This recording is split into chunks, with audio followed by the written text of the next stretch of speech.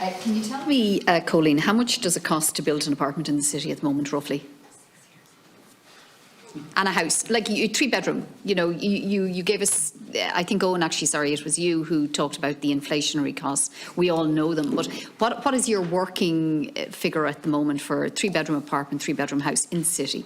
Yeah, I don't want to give specifics just for procurement and commercial. Yes, I don't want a specific example. But I can give ranges. Like a 3-bed house is probably somewhere between 350 and 425 at the moment to build. Yep. And a 3-bed apartment is upwards of 425 towards over 500. Okay, and could we have the same figure for Dunleary Rathdown? I would say very similar.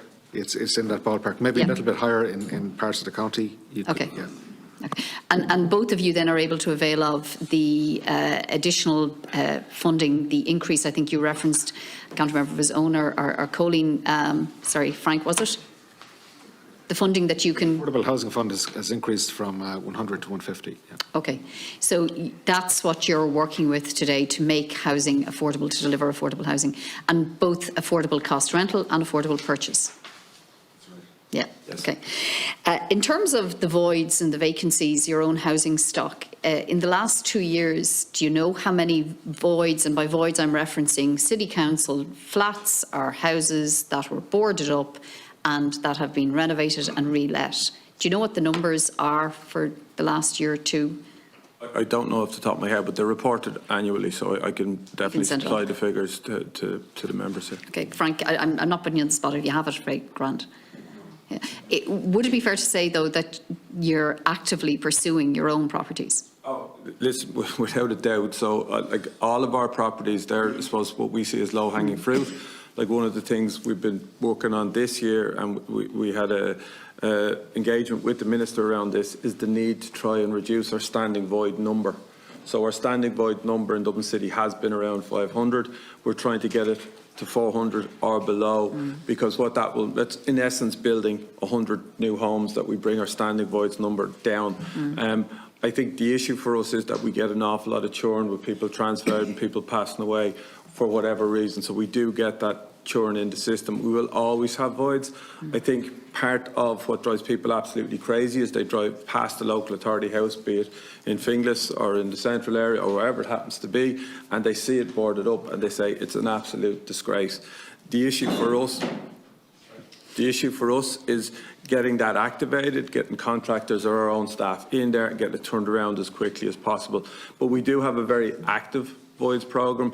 It's kind of top of my management list on a weekly basis with my housing operations manager, where we at, what are our numbers, what's on site, what's coming back, and then we also have that conversation with our allocations team to make sure that our allocations team have those allocations done and that we're not waiting a period of time to allocate them as well. Okay. And of the land available already zoned, I appreciate you're doing your development plan and there'll be some changes, but of the land already zoned for residential in the city, what percentage of it is not under development by yourselves that you own?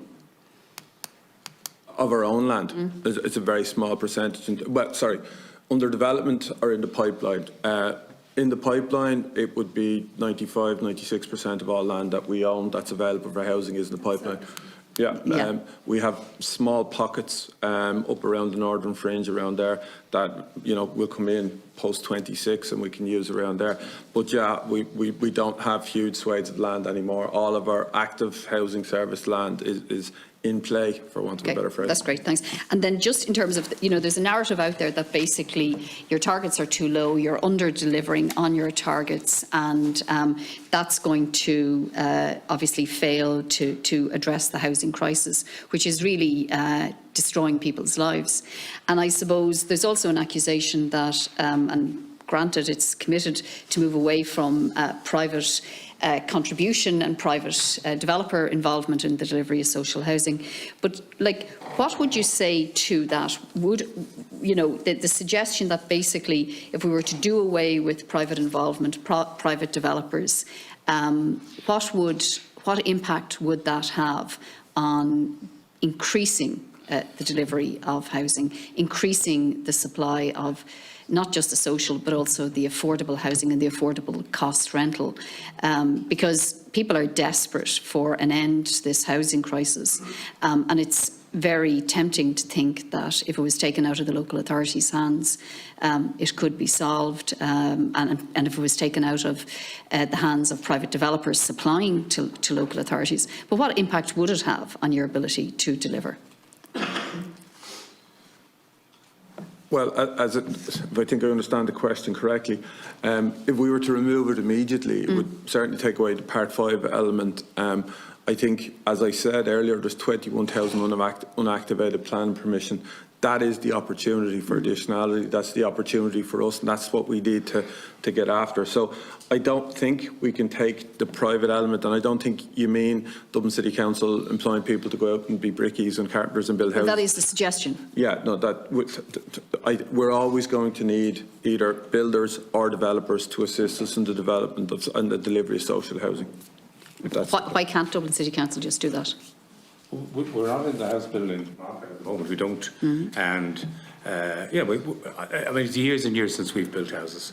We do a certain amount of refurbishment of properties of voids by direct labour, but we just don't think our labour force isn't geared up for it, and I don't think it makes any sense. I think a cooperative approach with the private sector is better. Thank you.